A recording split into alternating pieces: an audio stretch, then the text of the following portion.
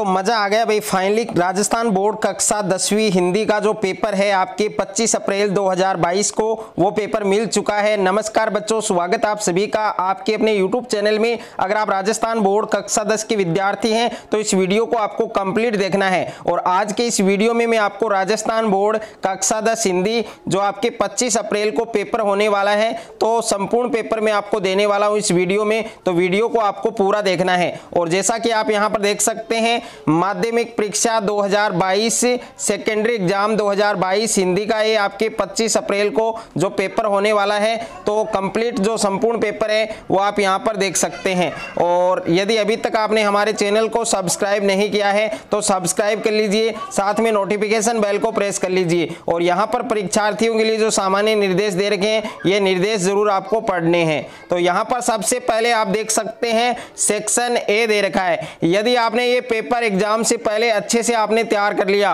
तो 25 अप्रैल को हिंदी के पेपर में आपको 80 में से 80 नंबर लाने से कोई नहीं रोक सकता है। तो संपूर्ण पेपर आपको अच्छे से तैयार करना है। तो सबसे पहले आपको खंड ए दिया गया है और खंड ए में आपको प्रश्न संख्या 1 आपको दी गई है कि निम्नलिखित गद्यांश को पढ़कर प्रश्नों के उत्तर लिखिए। यानी सबसे पहले आपको गद्यांश दिया गया है और इस गद्यांश को आपको अच्छे से पढ़ना है। और इस गद्यांश में जितने भी आपको क्वेश्चंस दिए गए हैं सारे क्वेश्चंस आपको करने हैं। तो यहां पर सबसे पहले आप गद्यांश को अच्छे से पढ़ें कि भारतवर्ष सदा कानून को धर्म के रूप में देखता आ रहा है। आज एकाएक कानून और धर्म में अंतर कर दिया गया है। धर्म को धोखा नहीं दिया जा सकता है, कानून है उसको धोखा दिया जा सकता है। यही कारण है कि लोग धर्म भीरु हैं, वे कानून की त्रुटियों से लाभ उठाने में संकोच नहीं करते हैं। इस बात के पर्याप्त प्रमाण खोजे जा सकते हैं कि समाज के ऊपरी वर्ग में चाहे जो भी होता रहा हो, भीतर भीतर भारतवर्ष अब भी यह अनुभव कर रहा है कि धर्म कानून से बड़ी चीज है। अब भी सेवा, ईमानदारी, सच्चाई और आध्यात्मिकता के मूल्य बने हुए हैं और वे दबे अवश्य गए हैं लेकिन नष्ट नहीं हुए। आज भी मनुष्य से प्रेम करता है, महिलाओं का सम्मान करता है, झूठ और चोरी को गलत समझता है, दूसरों को पीड़ा पहुंचाने का पाप समझता है। हर आदमी अपने व्यक्तिगत जीवन में इस बात का अनुभव करता है। और यहाँ पर देखिए उसके बाद आपको क्वेश्चंस यहाँ पर दिए गए हैं तो सारे क्वेश्चंस आपको करने हैं। यहाँ पर पहला क्वेश्चन आपको दिया गया है कि भारतवर्ष सदा कानून को किस रूप में देखता आ रहा है। तो यहाँ पर 4 ऑप्शन दे रखे हैं आपको। पहला ऑप्शन है आपके ऑप्शन नंबर ए कानून, ब में आपको धर्म दिया गया है, स में आपको शिक्षा दी गई है और द में आपको सच्चाई दी गई है। तो इस प्रश्न का सही उत्तर है वो आपको बताना है। यानी इस प्रश्न का जो सही उत्तर होगा वो होगा आपके कानून। यानी भारतवर्ष सदा कानून को किस रूप में देखता आ रहा है तो धर्म के रूप में देखता आ रहा है। यानी ब ऑप्शन है वो इस प्रश्न का सही उत्तर होगा। उसके बाद में दूसरा प्रश्न है आपके कि उपयुक्त गद्यांश का शीर्षक है। तो उपयुक्त गद्यांश का शीर्षक आपको बताना है। ए में आपके भारतवर्ष दिया गया है, ब में आपको सेवा दिया गया है, स में धर्म और कानून दिया गया है और द में शिक्षा दिया गया है।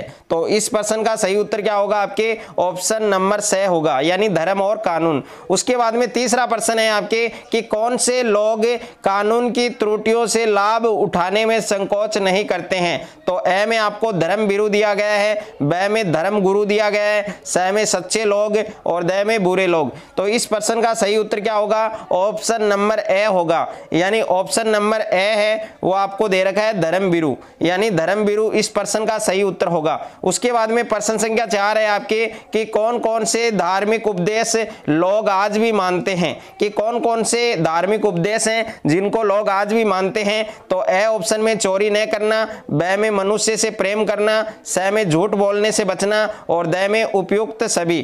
तो इस प्रश्न का करेक्ट आंसर क्या होगा, उपयुक्त सभी होगा। उसके बाद में 5वां प्रश्न है आपके कि सत्य शब्द का विलोम है। तो ए ऑप्शन में सच्चाई, ब में झूठ, स में ईमानदारी और द में प्रमाण। तो इस प्रश्न का सही उत्तर क्या होगा आपके झूठ होगा, यानी ब ऑप्शन इस प्रश्न का करेक्ट आंसर है। उसके बाद में नेक्स्ट है आपके कि निम्नलिखित अपठित काव्यांश को पढ़कर प्रश्नों के उत्तर लिखिए। तो इस काव्यांश को सबसे पहले आपको अच्छे से पढ़ना है और इस काव्यांश के अंदर जितने भी आपको क्वेश्चंस दिए गए हैं सारे क्वेश्चंस आपको करने हैं। तो यहाँ पर प्रश्न संख्या 6 है आपके कि उपयुक्त काव्यांश का उचित शीर्षक है। तो ए में आपके राजभोग, ब में पंचवटी, स में तनमन और द इनमें से कोई नहीं। तो ब ऑप्शन इस प्रश्न का सही उत्तर होगा। उसके बाद में प्रश्न संख्या 7 है आपके कि लक्ष्मण को किसकी उपमा दी गई है। तो ए ऑप्शन में पंचवटी, ब में मृत्युलोक, स में योगी और द में जीवन। तो इस प्रश्न का सही उत्तर आप सभी को बताना है कमेंट बॉक्स में। उसके बाद में प्रश्न संख्या 8 है आपके कि 3 लोक की लक्ष्मी किसे कहा गया है। तो ए ऑप्शन में सीता जी, ब में गीता जी, स में पृथ्वी और द में उपयुक्त सभी। तो इस प्रश्न का भी उत्तर है वो आपको बताना है। उसके बाद में प्रश्न संख्या 9 है निशाचरी शब्द का विलोम है। तो ए में अंधकार, ब में उज्जवल, स में प्रकाश और द में आपके अंधकारमय। ओके। उसके बाद में प्रश्न संख्या 10 है कि वनवास में कौन कौन से कष्ट सहने होते हैं। तो ए ऑप्शन में हिंस कंसुओं का डर और ब में रात्रि का अंधकार, स में राक्षसों का भय और द में उपयुक्त सभी। तो इस प्रश्न का सही उत्तर क्या होगा आपके द ऑप्शन होगा। उसके बाद में प्रश्न संख्या 11 है कि जॉर्ज पंचम की नाक कहानी के रचनाकार कौन है। तो ए में आपको शिव पूजन साय दिया गया है, ब में कमलेश्वर दिया गया है, स में मधु कांकरिया दिया गया है और द इनमें से कोई नहीं। तो इस प्रश्न का सही उत्तर क्या होगा आपके ऑप्शन नंबर ए, यानी जॉर्ज पंचम की जो नाक है इस पाठ के रचनाकार कौन है, शिव पूजन साय। उसके बाद में प्रश्न संख्या 12 है आपके कि साना साना हाथ जोड़ी किसके द्वारा रचित यात्रा वृतांत है। तो साना साना हाथ जोड़ी किसके द्वारा रचित यात्रा वृतांत है। तो इसमें 4 ऑप्शन दे रखे हैं। ए ऑप्शन में सूरदास, ब में मधु कांकरिया, स में तुलसीदास और द में आपके कमलेश्वर। तो इस प्रश्न का सही उत्तर है वो आपको बताना है। उसके बाद में प्रश्न संख्या 2 है आपके कि रिक्त स्थानों की पूर्ति करें। इसमें पहला प्रश्न है कि जिस क्रिया का फल कर्ता के बजाय कर्म पर पड़ता है उसे कौन सी क्रिया कहते हैं। तो उसे सक्रामक क्रिया कहते हैं। तो इस रिक्त स्थान में सक्रामक का आपको नाम है वो लिखना है। दूसरा प्रश्न है क्रिया विशेषण के भेद होते हैं, यानी क्रिया विशेषण के कितने भेद होते हैं वो आपको लिखना है। और तीसरा प्रश्न है कि जिस वाक्य में एक से अधिक स्वतंत्र उपवाक्य होते हैं उसे कहते हैं। तो इस रिक्त स्थान में क्या आएगा वो आपको बताना है। उसके बाद में प्रश्न संख्या 4 है कि वाक्य के तत्व होते हैं। तो वाक्य के कितने तत्व होते हैं। और प्रश्न संख्या 5 है कि गांधी जी ने कहा कि सदा सत्य बोलो यह वाक्य है, यानी गांधी जी ने कहा कि सदा सत्य बोलो यह किस प्रकार का वाक्य है, उस वाक्य का आपको नाम बताना है। और प्रश्न संख्या 6 है आपके कि जिस वाक्य में एक से अधिक कर्ता तथा एक से अधिक क्रियाएं होती हैं उसे कहते हैं। तो इस रिक्त स्थान में क्या आएगा वो आपको फिलअप करना है। उसके बाद में प्रश्न संख्या 3 है आपके कि निम्नलिखित अति लघुतरात्मक प्रश्नों के उत्तर लिखिए। तो इसमें पहला प्रश्न है कि अवयव किसे कहते हैं और दूसरा प्रश्न है कर्मधारय समास किसे कहते हैं। यदि किसी भी प्रश्न में आपको कोई डाउट है, वो प्रश्न का उत्तर आपको नहीं आ रहा है तो आप कमेंट करके बता सकते हैं। तो टेलीग्राम ग्रुप और व्हाट्सएप ग्रुप पर उस प्रश्न का जो उत्तर है वो आपको वहां पर सेंड कर दिया जाएगा। तीसरा प्रश्न है अपने मुंह मियाँ मिट्ठू बनना, इस मुहावरे का क्या अर्थ होगा वो अर्थ आपको लिखना है। और प्रश्न संख्या 4 है कि पराधीन सपनेहु सुख नाई, इस लोकोक्ति का जो अर्थ है वो आपको स्पष्ट करना है। उसके बाद में प्रश्न संख्या 5 है आपके पान वाले ने किसका मजाक उड़ाया। और छठा प्रश्न है एक कहानी यह भी, पाठ के आधार पर मन्नू भंडारी के व्यक्तित्व की कोई 2 विशेषताएं हैं वो आपको लिखनी है। और प्रश्न संख्या 7 है कि गोपियों के अनुसार राजा का धर्म क्या होना चाहिए। तो गोपियों के अनुसार राजा का धर्म है वो क्या होना चाहिए वो आपको बताना है। और 8वां प्रश्न है कि लक्ष्मण को परशुराम के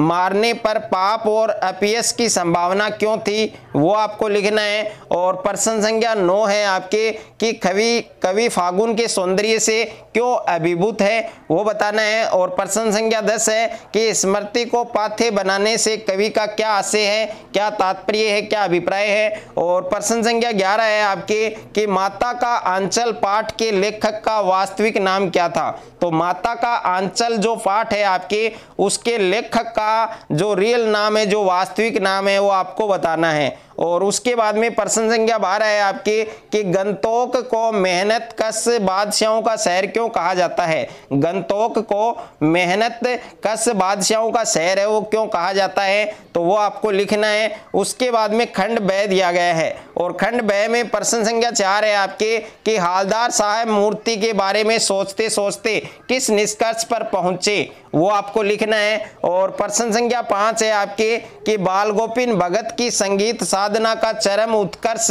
कब और किस रूप में सामने आया, वो लिखना है। और प्रश्न संख्या 6 है आपके कि लेखक ने यात्रा करने के लिए सेकंड क्लास का टिकट क्यों खरीदा और लखनवी अंदाज पाठ के आधार पर बताइए कि लेखक ने यात्रा करने के लिए सेकंड क्लास का ही टिकट है वो क्यों खरीदा और लखनवी पाठ है, लखनवी अंदाज है जो पाठ है उसके आधार पर आपको समझाना है। और प्रश्न संख्या 7 है आपके कि मन्नू भंडारी के पिताजी के स्वभाव की क्या विशेषताएं थी, तो मन्नू भंडारी है उसके पिताजी के स्वभाव की जो विशेषताएं हैं वो लिखनी है। और प्रश्न संख्या 8 है आपकी कि क्या आप सूरदास के समान उद्धव को भाग्यशाली मानते हैं या नहीं, अपनी कल्पना शक्ति के आधार पर सही तर्क देकर है उत्तर है वो आपको लिखना है। उसके बाद में प्रश्न संख्या 9 है आपके कि आत्मकथ्य कविता में कवि जयशंकर प्रसाद ने महान कवि की विनम्रता किस प्रकार व्यक्त की, वो लिखना है। और प्रश्न संख्या 10 है आपके कि कन्यादान कविता में बेटी को अंतिम पूंजी क्यों कहा गया है। और प्रश्न संख्या 11 है आपके कि निराला जी ने बादल को नवजीवन काले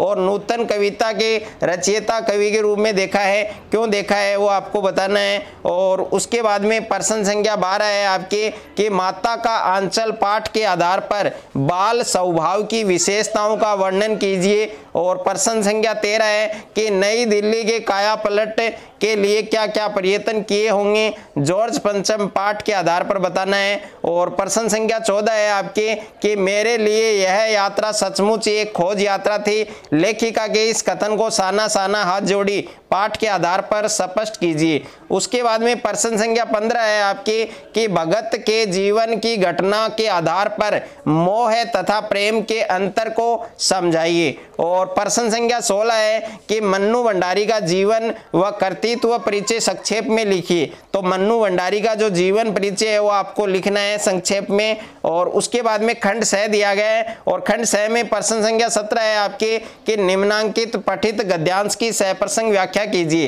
तो काशी संस्कृति की पाठशाला है, शास्त्रों में आनंद कानन के नाम से प्रतिष्ठित, काशी में कलाधर हनुमान व नृत्य विश्वनाथ है, काशी में बिस्मिल्लाह खां है, तो इसको आपको अच्छे से पढ़ना है और इसकी व्याख्या है वो आपको करनी है। और इसके अथवा में भी आपको दिया गया है, अगर आप ये वाला करना चाहते हैं तो ये भी कर सकते हैं। उसके बाद में प्रश्न संख्या 18 है आपके कि निम्नलिखित पठित पद्यांश की सहप्रसंग व्याख्या कीजिए। तो यहाँ पर आपको पद्यांश दिया गया है, अथवा में भी पद्यांश है, तो इसमें से एक की आपको व्याख्या है वो करनी है। उसके बाद में प्रश्न संख्या 19 है आपके कि उत्साह कविता में निहित संदेश को स्पष्ट कीजिए। और इसके अथवा में प्रश्न है कि कन्यादान कविता के संदेश या उद्देश्य पर प्रकाश डालिए। उसके बाद में प्रश्न संख्या 20 है कि नेताजी का चश्मा कहानी का क्या प्रतिपाद है, तो नेताजी का चश्मा जो कहानी है इसका प्रतिपाद है वो बताना है। और अथवा में प्रश्न है आपके कि लखनवी अंदाज पाठ के आधार पर नवाब साहब के